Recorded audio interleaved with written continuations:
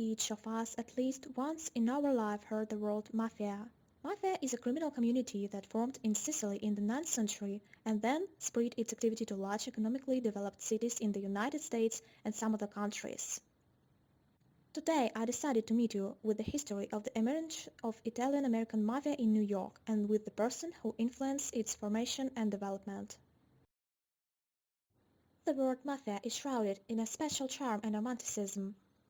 Usually when we hear this word, we immediately imagine menacing men in suits and with a hat, cigars, blood and gunfights. We think back to the movie The Godfather and the names of famous gangsters like Al Capone, but what we really know about this? Mafia originated in Italy, however it was in America that it grew to unprecedented proportions, and it was from there it entered our culture. The American dream of a better life attracted a huge number of foreign immigrants to the United States who were experiencing problems at home. Naturally, this led to an unprecedented increase in crime on the streets of large cities.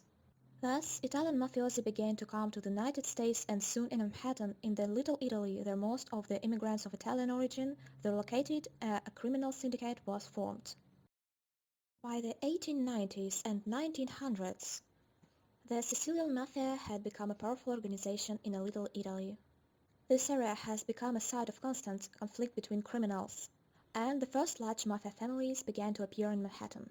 And in 1906, Charles Luciano arrived in New York, who would later become the #1 criminal in America. There, on the dangerous streets of New York, he met his faithful friends, with whom he, walking hand in hand, will create his own criminal empire. Vito Genovese, Meyer Lansky, Frank Costello and Bugsy Siegel. Each of them was talented and each will play a big role in the future of American Mafia. Like many poor immigrant children, Charles had critically few opportunities in this life. Realizing that honest work for low pay doesn't guarantee him a good life, Luciano leaves school at the age of 15 and begins his criminal career. His talents were noticed by Giuseppe Masseria and accepted into his gang where Luciano managed to prove himself well. Later, Charles Luciano was kidnapped by the rival gang of Salvatore Maranzano and severely beaten, but survived and earned the nickname Lucky. Despite this, Charles decided to betray his boss and side with Maranzano, and together with Vito Genovese kills Joe Masseria. As a result, Maranzano became the boss of the bosses. The Italian-American Mafia took over a lot from the Sicilian, including many rules and hierarchy. And the title boss of bosses meant that among the representatives of the bosses of several mafia families, there was centrally one who coordinated all their actions.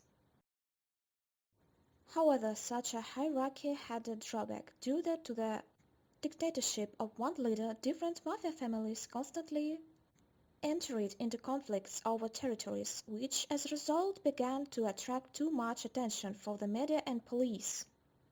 This wasn't all part of Lucky Luciano's plans. Luciano was an incredibly ambitious man, a visionary and charismatic organizer. He thought like a businessman. He organized a conspiracy against his boss Salvatore Maranzano and killing him. He decided to reform the mafia device. And from now on, the boss of bosses no longer exists, and the 5 families, a commission consists of bosses of the 5 most influential mafia families, now delimit the zone of power. Prohibition brought the mafia huge profits from the illegal sale of alcohol, but Lucky saw even greater possibility. He readily made contact with criminals of non-Italian origin. This was a revolutionary innovation at that time. Now, not only Sicilians worked for the Mafia, but also those of whom the organization needed.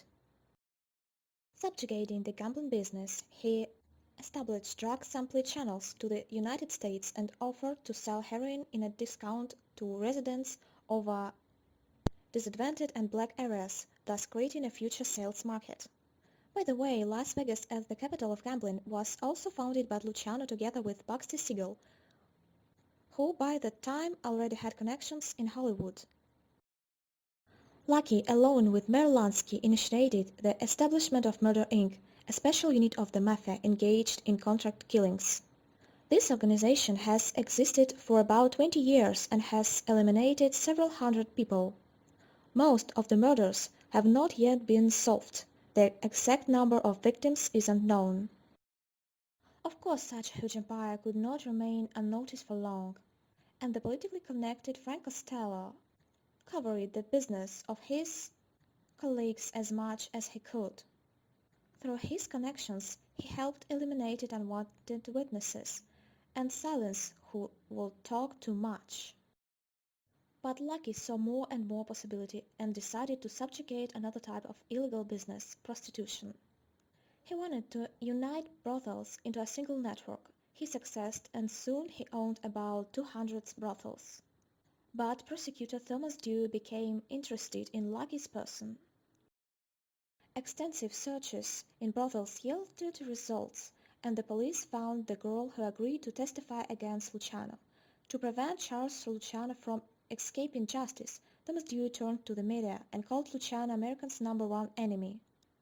As a result, Charles received a prison sentence of 50 years.